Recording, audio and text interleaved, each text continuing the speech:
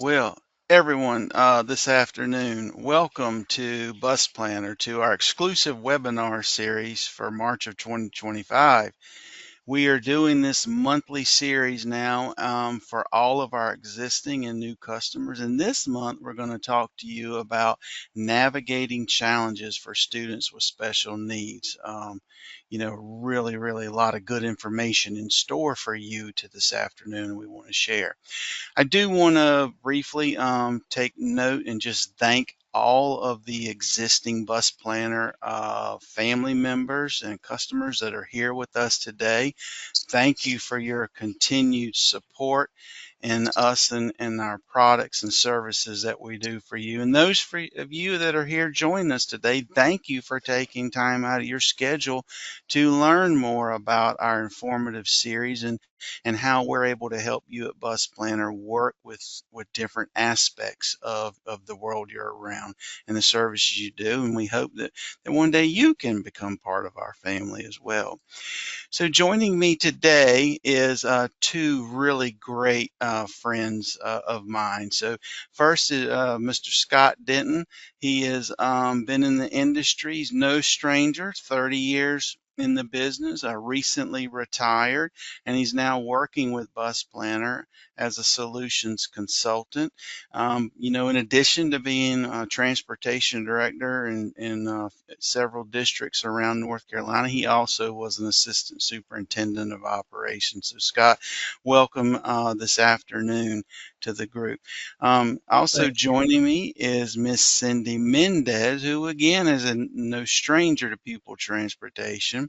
She works with us here at Bus Planner as a client service specialist, but she herself has 30 years in focusing in the routing aspects of transportation. So a lot of her experience is directly going to relate to that. And her last position was as the supervisor of routing with Osceola, School District of Osceola County there in Florida. And for those of you that don't know me, I'm Binford Sloan. I'm a strategic account executive with Bus Planner. I myself was been in the business for 30 years now. It's hard to believe. I was a pup when I got into this, and now I'm 30 years this year. So, but having been a transportation director for about 24 and a half years of that time, really got to meet a lot of great people in the industry. So let's go ahead and kick this off, guys, if y'all are ready, and just get this going. So what we want to talk to you about today is, challenges in transporting, exceptional students. Everyone has it today. There's a lot that's going on, and we want to share with you some of what we see as challenges and opportunities that can go with those. We also want to share with you about, aid and driver training, different strategies to deploy with that, how things in Bus Planner can help you with that training to navigate those currents. We also want to talk about communication, very important, especially in this segment that we are working with here. And so go through that. And then, how Bus Planner can specifically help you. Again, not with only just these items, but with any others that are out there. And then we'll wrap it up with a Q&A session where we want to hear from you. Ask us your questions. That's what we're here for. So again, so you can learn more about what we do at Bus Planner and then how we can better help you in the future moving forward. Okay. And So, Benford, of course, we yeah, want this to be as informative as possible, and we're relying on our mhm, experience and right, what we've right. seen. One thing that I think is important to note is that if you have questions about what you see today, and you don't know whether those strategies can be used in your district or not, particularly from a legal perspective, Mhm. go back and work with your special needs department and the legal counsel to be sure that things can be done in your district. I know districts have different kinds of laws they have to follow and different policy procedure stuff.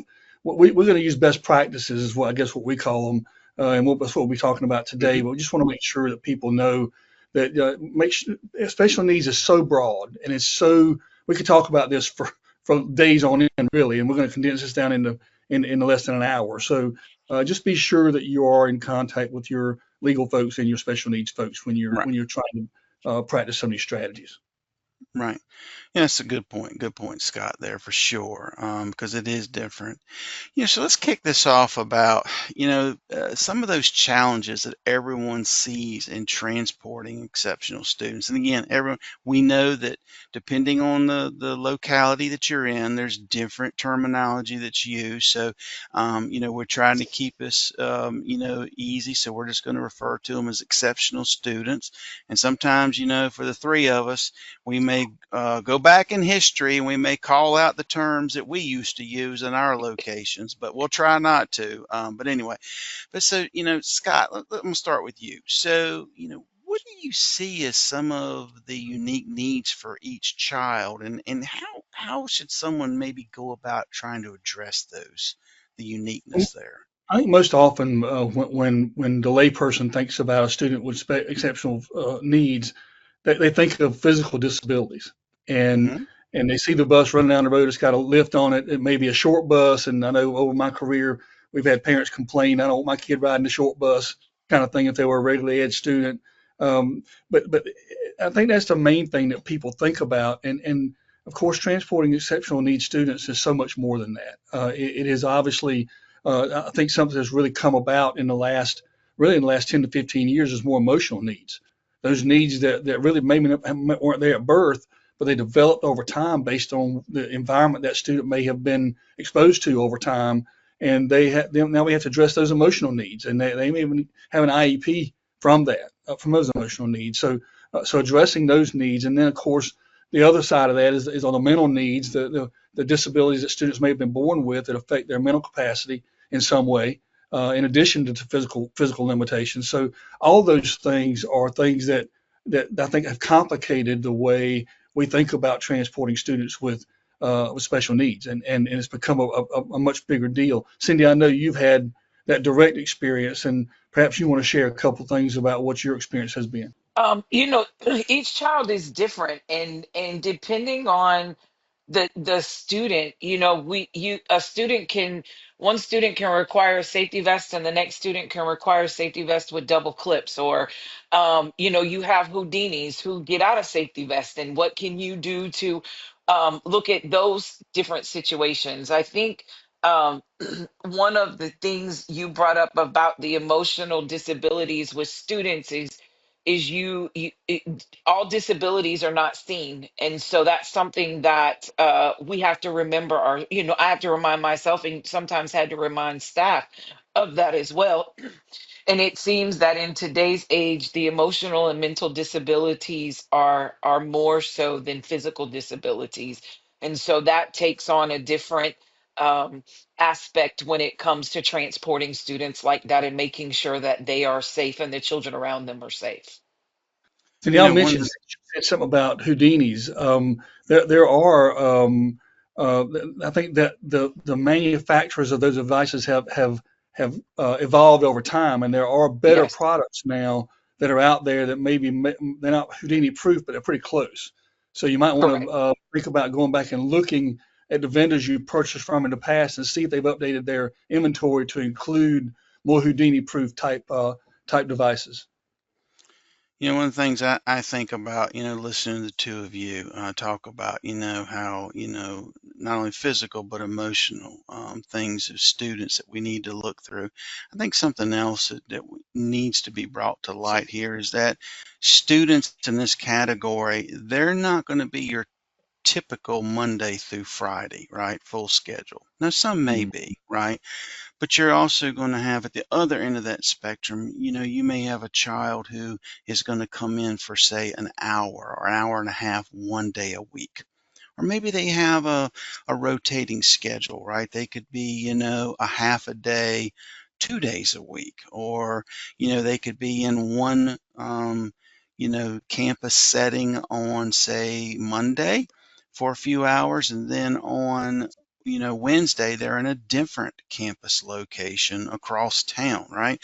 So, that's something to think about. And, going back to with Bus Planner, you're able to do things like this so you can have unique assignments for these students, right? Whether they're, an hour a day, or they're 6 hours a day, or if they're, two different or three or four different locations throughout the week. It is very specific schedule, which I think definitely needs to be brought out here. Agreed. Communication. Cindy, talk to me a little bit about some of the, challenges with parental communication that you recall. One of the biggest challenges in today's world is multilinguals. Hmm. You have some parents that don't speak English, and you have some parents who only may speak a little bit of English, and so it's Hmm. important to, if your district doesn't have somebody who can translate, it's important to use some type of app to ensure that your parent understands what you can and can't do as a district, and those kinds of things. Sometimes parent communication for ESE students can be challenging because the parent could be misinformed, and some parents think they know all of the laws. And I think we as districts have districts have a responsibility to educate their parents in what you can and can't do, but ensure that the clear communication is such that the parent will understand. We use a lot of abbreviations in transportation, and when you talk to a parent, I used to find myself using the abbreviation for like IEP, and then I'd have to stop myself and remember that the parents may not understand our language or our, what we say for something to be. So I think it's important that you clearly communicate with the parent on their level and in their communication level, so that it's clear on what you can and cannot do. Yeah, and just to follow up on that, I would like to point out so everyone here knows that, again, sometimes having those barriers can, deter positive communication. So what Hmm. we've tried to do at Bus Planner is, in all of our forward-facing applications, is to, put that in. So if they're a Spanish-speaking family, for example, they can access our stuff in Spanish or French, or different languages that are out there. I think that's very important. And then also, again, sometimes with the acronyms, it can be a little bit overwhelming, even for somebody, like myself, who was in it for a long time.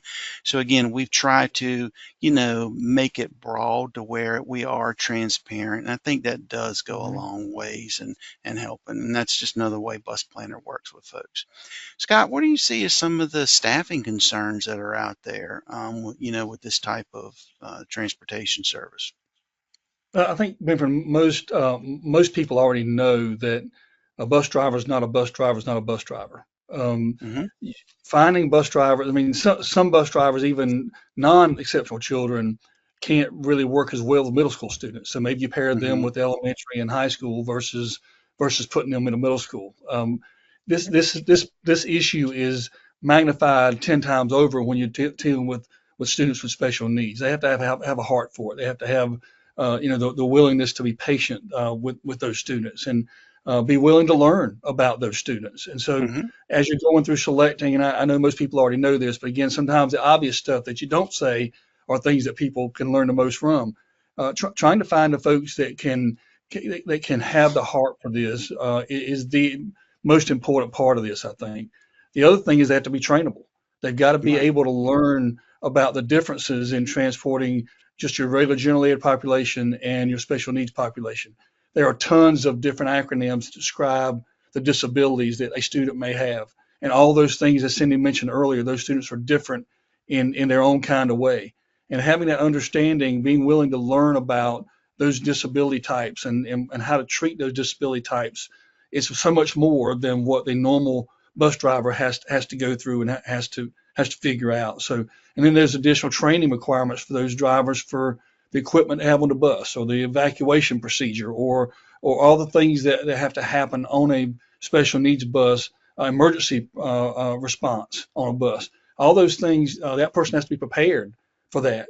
Cleaning up a diaper, for example. A lot of Hmm. folks don't know how to deal with that kind of situation, and you have to have a person that not only knows how to deal with it, but is willing to deal with that. And this makes that process much more complicated when staffing those drivers and aides on the bus. Right. And I And think I the other, think the mhm, staffing, I'm sorry, Binford, but I think staffing also, your concerns with staffing also need to include your dispatchers and your managers and your routers and those people who support your drivers and monitors. They also need to understand what could happen with a student so that they can support your driver and your monitor out there on that road, especially your dispatchers. You know, they're the lifeline for your drivers and monitors when situations happen. So it's important to ensure that they as well know how to handle certain situations, especially if it's child specific. right. And, and that's a good point. And the other part of this is that you're not in this silo by yourself. So you're gonna work with other, the exceptional student departments, right? So you're gonna get to know their staff. It's gonna be a pretty much a daily connection, right? You'll also work with, legal, because again, there's a lot of laws and regulations that go around, special needs transportation. So it's going to be a lot. And again, these are just all, some of the challenges, but of course not all of them that are out there. Hey, So how Benford, can Bus Planner help you, right? do you So think? we go ahead. Yeah, go ahead. I was just going to say, so how Bus Planner can help is that, we have automated forms, right? And we can talk some more about this to help you with that. So, going through our workflow product, for example, where you can use a customized form to not only initiate that student transportation request following an IEP meeting, but you can also use it to update existing modification. So you can put in there, again, going back to the schedule that I was talking about a few minutes ago, right? Modified days, 1 day a week, multiple locations, behaviors. What are the services they're going to require with the IEP? Do you require the IEP as a related service section to be attached to the record in transportation? Some locations do, some don't. Again, that's the versatility that can go in with this, process. And at date and time stamps by user, it can even send out automated messages. So as someone from the special needs team keys that in that request, they can receive an automated response. It's been sent. Someone on the transportation end, for example, could see when it comes in. It could be process mapped to the appropriate staff person. There's all kinds of things you can do. You can even take this information, as we learned a few months ago in another one of our webinars, where Miami-Dade, for example, is using it to send it out to the student record in the driver navigation app. Bus Planner turns as a student record. So there's just a lot you can do there. Being able to, again, keep your team fully versed of everything going on. You can put Remember, you mentioned attachments. Hmm. Cindy mentioned about the dispatchers having Right. those documents attached to that student record for the school to see it, for your dispatcher to see it, for any of those emergency calls that come in. If you've got those directions, Hmm. maybe you don't have tablets on your buses, and those drivers need access to information, and they call in that dispatcher, and that dispatcher's got at their fingertips the information Hmm. from that IE or Right. from that 504 or whatever other emergency information they need to have attached. If that child has, a very difficult special need, medical special need, maybe they have an allergy and they're allergic to something, or they have, a breathing issue or something like that, and there's procedures that you need to follow, then that gives that driver and an aide comfort that somebody's on that lifeline to help them with what they need. And that stuff stored right there in Bus Planner can be so valuable. Yeah, it can. It can. You can also, save these as attachments to the record. So again, your team can access it, whether it's in the field, there in the office, today, 6 months from now, or a year from now. We also have vehicle configurations, right? Because again, they come in all different shapes and sizes these days. So you can specify exactly for each bus in your fleet. For example, if it has a flat, track seating, right? Does it have 3 stations in it? Does it have 4? Where are they physically located on the map? Same thing with integrated seats. if you have an oxygen port. I mean, it could go on and on, but this is very invaluable. And then as your team is making the routing assignments by bus, by run number, they will then be able to see, let's say, for example, you already have 3 wheelchairs assigned on a bus, and they try to add a fourth one. Well, if there's not a fourth wheelchair station, the system's going to say, whoop, I don't have available capacity to add this student. That's powerful, right? Now they can Very. then go and look for the next type vehicle that's in the closest proximity to serve. So we've got all kinds of options in there. And the last thing I put up there, and we can talk more about it, is that two-way parental communication where they can actually send notes into your team for specific things. So let's say, Hmm. for example, Binford sick today, can't go to school, right? They could send a note, goes into your dispatch operations center. They see it, driver sees it through the Turns app. And again, so that way it just helps. But we've just got all kinds of cool ways that Bus Planner can serve you. Let's talk a little bit about driver and aid training. Okay. We were talking about, earlier, physical, emotional, right? Challenges with students. So that right there is telling us there's going to be student specific training. Okay. Scott, tell us a little bit about some of what that would entail.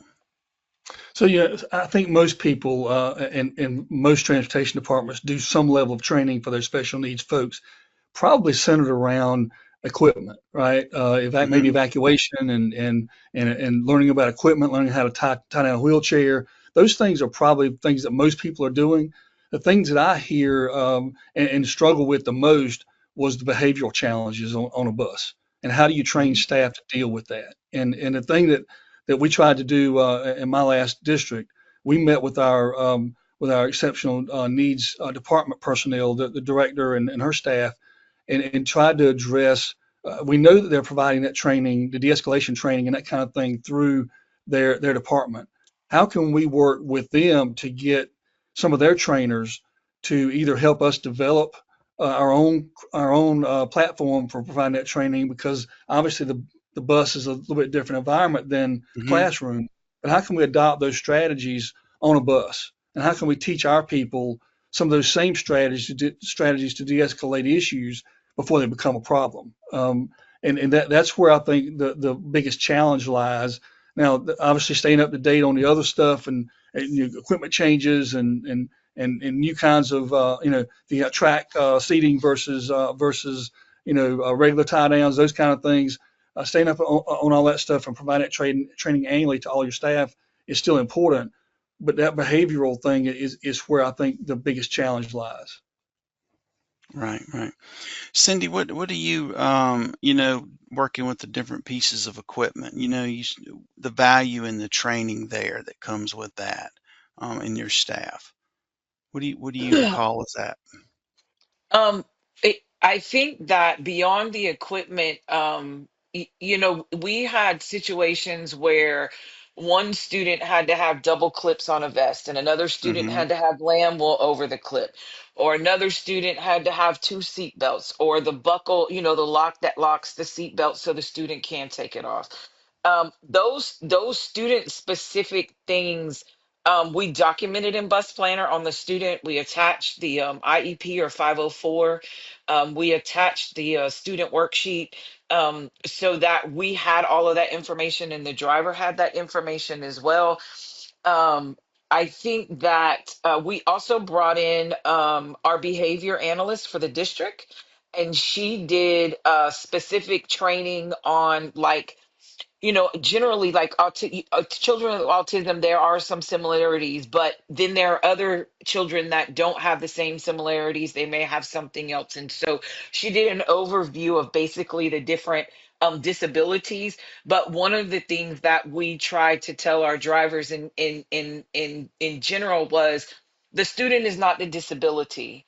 And so instead of referring to the student as, oh, this is an autistic student, we had them refer to them as, this is a student with autism, because the student is first. And so you have to remember that when you're dealing with drivers and attendants in those situations on buses, it's hard sometimes to deal with those individual specific things that happen with kids, especially with equipment. And equipment, I've seen a lot of different equipment over my 30 years that when you think you've seen it all, something pops up and you're like, wow, never thought that they would do those kinds of things either.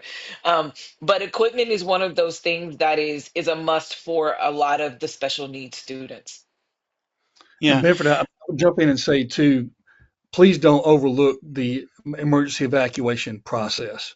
For sure. Hmm. We all have seen bus fires and that kind of thing. Unfortunately, we've seen those in the news from time to time, and you want your staff trained to quickly get those students out of that bus. And how are you going to handle wheelchair students? And how are you going to handle? I mean, they're already in vest, and so you're at a little bit of a disadvantage because you've got to get those kids out of those circumstances and off that bus. So training folks and letting them practice that is hugely important because we would not ever want to have to deal with any of us deal with the loss of a child or the injury of a child due to our failure not to practice the emergency evacuation process. Yeah, And to add, definitely. and to add to that, Scott, it, how many of us actually talk when you do emergency evacuation drills at the school? Most of your ESE buses are told, we're not doing you because you're not going to take those students off the bus. But how many actually talk to those students in the wheelchair during that time and use a dummy or explain, in a real emergency, I'm going to undo your seatbelt. We're going to have to pick you up out of that wheelchair and Oh, take you yes. off the bus. And so, while you may, in an emergency evacuation drill, not actually remove those ESC students, but you can talk to them and make them aware of what's going to happen to them, so that if an emergency happens, they're not fighting you, because a student who has cognitive disability may not understand why you're trying to jerk them out of a wheelchair, and can All right. cause your driver and attendant not to be able to get them off the bus in an emergency evacuation. So I think it's important that we communicate with those students and their parents about what would happen in an emergency situation. Yeah, a few things I want to point out to our audience listening, and to tie in with these stories is that in Bus Planner, for training, for example, you can tie this back to the staff training, so you can go through certifications. You'll know exactly when each employee went through the student-specific behavior training, for example, when they went through the emergency evacuation training. It can log it by the date, the number of hours. If they have to be renewed in that training, you can set in parameters so that if it's say every 12 months or 18 months, whatever the case may be, that can be put in there. It's very powerful. On our fleet maintenance side, right, under equipment, operations, things like that, you can track exactly each time that that equipment is inspected. You can also track any expenditures that have to be put in to update equipment, repair equipment, things like that. So that way your team will know what has been done when, where. You can also put in updated reminders for if it has to be inspected, say every 30 days or every 60 days, whatever again the case may be, you can have that set in there through our fleet maintenance. Then under emergencies, another very powerful tool in Bus Planner is that your team can have access, whether it's in the office or even out in the field, where they can pull up emergency information data to provide to law enforcement if the vehicle was Mhm. involved in an accident, for example. If there's on-site medical, rescue there, they would be able to share with them any medical information, and you can do all of this through, whether it's on a cell phone or a tablet with cellular data, anything like that. So all of these pieces of functionality are built throughout the Bus Planner suite, depending on the specific situation.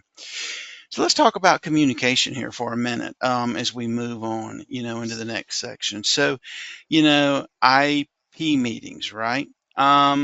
Everybody on this call is very busy, as case in point. So, is this something that people need to go to every day, Scott? I mean, or is this something if they needed to skip one or two, it'd be okay? I would never recommend that, Binford, because the IEP meeting is where the promises are made to the parent. And Hmm. if you're not involved in those promises, you'll end up being required to do whatever those team members decide, whatever that parent requests and they agree to. You'll be responsible for doing that. And everybody kind of knows that. But I think you mentioned being proactive a little earlier. I think developing that relationship with your special needs department, attending some of their staff meetings, particularly during the summer. Maybe we can educate them better on what we have available, what tools we have available to provide transportation for our special needs students, and what are some of the things we can't do, and Hmm. having them understand that before you get into IEP meeting, and keeping that conversation going is critically important to the outcome of the IEP meeting and what you ultimately end up having to do as a result of that meeting.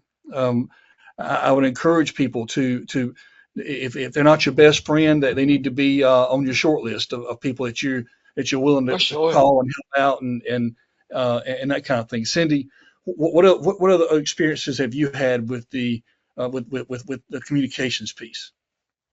So I think that I am a person who I had great relationships. I built that relationship with my exceptional needs director, their coordinators, the assistant directors, all the way down to the principals and the staffing specialist or department chairs at your schools that control the IEP meetings and set all that up. We got them to a point where if there was going to be a certain situation, they would call, "Hey, here's a situation with this student. We're going to have the IEP meeting in a week, but can we discuss strategy on what we can and can't do?" So you have that communication with those people prior to the IEP meeting, so you're all on the same page. A lot of people will write door to door on an IEP and not realize that there is a big difference between Mhm. door to door and curb to curb. And if you're not in those meetings and you don't have that relationship with your special needs staff at the district level, they'll write IEPs and you're going to have to follow door to door. And most of us don't have staff to cover door to door. So I think it's Right. important that you educate them on the transportation. Transportation, y'all are the experts. So you need to educate them on what you can and can't do.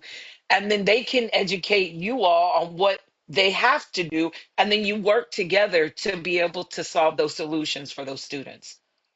And there, Cindy, there are also, I mean, speaking about communication, there's also a belief out there that you cannot suspend students with special needs, and that's not necessarily true. You have to work with your exceptional children's department Hmm. to define what those processes look like and what those boundaries are, and doing that in advance, doing that before the school year ever gets started will help you understand what situations might qualify for discipline on the Hmm. school bus versus or a student not riding.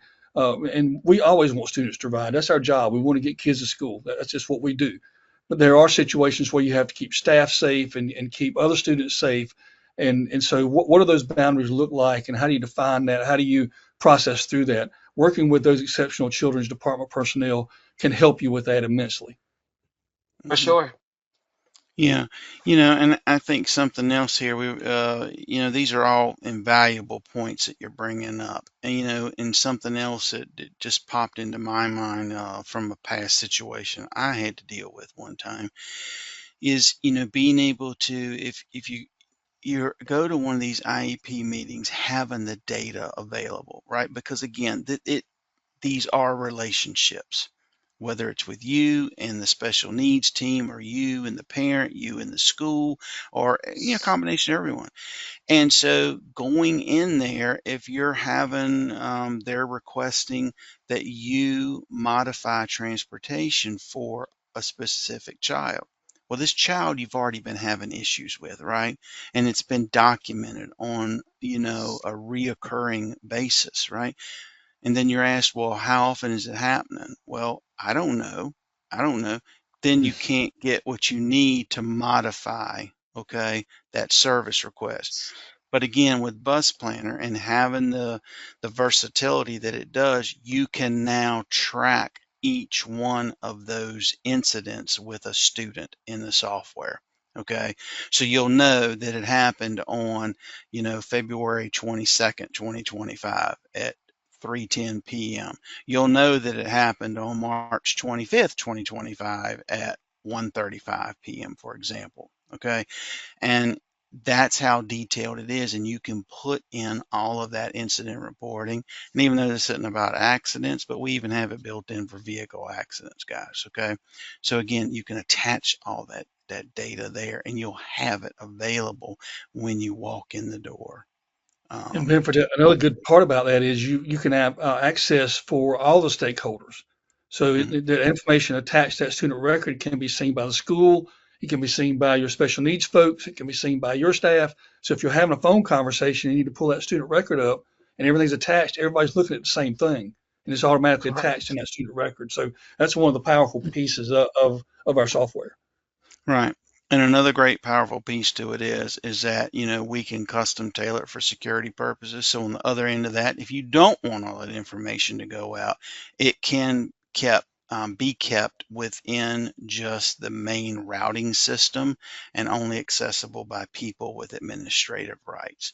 So again, we've got a lot of versatility to what we can and we can modify or necessarily don't want to do depending on your location that you're in there for the audience that's out there. But yeah, I think these are all great tips to work through. So, so what are some of the other suggestions that maybe you might want to think about? Okay, moving forward is, with special needs transportation, do you want to run this in a silo by itself? Okay. Or do you want to consider integration? A lot of places today, especially with all of the schedule updates, a lot of the resources available, staffing, things like that, mainstreaming is becoming more and more common than it was, 10, 12 years ago. So that's something to think about. Again, with Bus Planner, you can very easily mainstream your students in our system if you want to, where you can have special needs and gen ed riding on the same bus. Okay. So, and if you want to break it out where they can do it in certain places and not others, we can help you with that as well. Right. Looking at vehicle options. So it's not anymore just the traditional school bus, pretty much. Now people are out using, vans. They're using cars to help, whether it's special needs transportation or even McKinney-Vento, right? Again, that's not what this is about today, but some things in McKinney-Vento do overlap with special needs. So in Bus Planner, you can have different vehicle types and classifications within the same database. So if you want to have, let's say you have a third-party company providing vans for, special needs transportation or that McKinney-Vento, you can do it right in Bus Planner in the same database. You'll be able to do reporting off of each, operator type within your district. So it's really powerful. So it's just an option to consider. Another And one Binford, is going to real be, quick on yeah, the van, yeah, yeah, no 15 passenger vans, however, you can't correct, use those. correct. That's correct. The Just to make minivan, sure everybody yes, knows. And yes. we found that vans were being widely used. It's much more so now over the past since Hmm. COVID, really. Vans have become a much bigger option to use now than what they were, but no 15 passenger vans. Correct, correct. Then again, I think another thing is, staff resources. So we've talked about drivers, we've talked about attendants or monitors or aides, whichever you use in your district, but what about as far as setting up all of the services for that student? Do you have a specific router or, that does all the special needs transportation? Or is it just, whoever's first to get them when they come in? I don't know. If you're kind of always behind the eight ball and you can't keep up, maybe reevaluate having those dedicated resources. Circling back to workflow, one of the things that I remember when our district first implemented it years ago was that it just streamlined getting special needs students on buses. Why? Because when those requests came in through us, virtually, the system would then put them in what we call submittals. So you would know exactly the type of transportation, who it was for, when it came in by date and time stamp, and then you could send it to the appropriate person within the department. This sped up things a good, 70, 75% just in doing that, right? There was no more of, the emails back and forth or somebody calling, or if any people are still using fax machines today. I don't know if they are or not, but you get the idea, right? Having that dedicated resource. And then, equipment, right? You buy equipment is going to eventually, start, costing you. It's going to start, malfunctioning. You're going to have to come up with a replacement on it at some point. A lot of these pieces, like straps, for example, have expiration dates on them.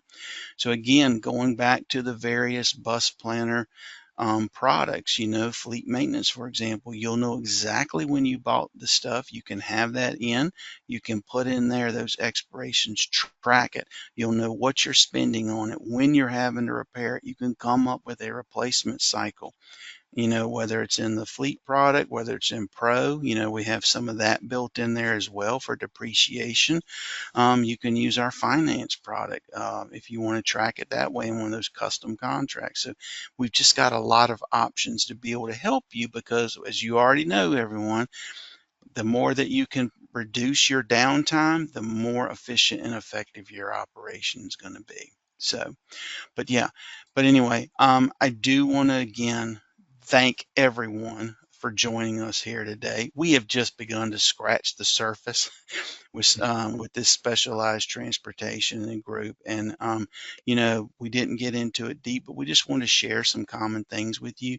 I want to thank you again for taking the time out to join us here today for this topic. And we do want to go ahead and let you now go ahead and put a note in that for next month, we're going to be continuing our webinar series in the latter half of the month, and our topic's going to be on fall planning. That's getting to be in everyone's mind right now. So that'll be the next one in the series. Hey, thank you all for allowing us to share time with you. I Yes, appreciate it. thank you so Thank much. Thank you you. so much. Everyone has a busy time. So thank you for all your services you do, and we look forward to seeing you again next month at our April webinar series.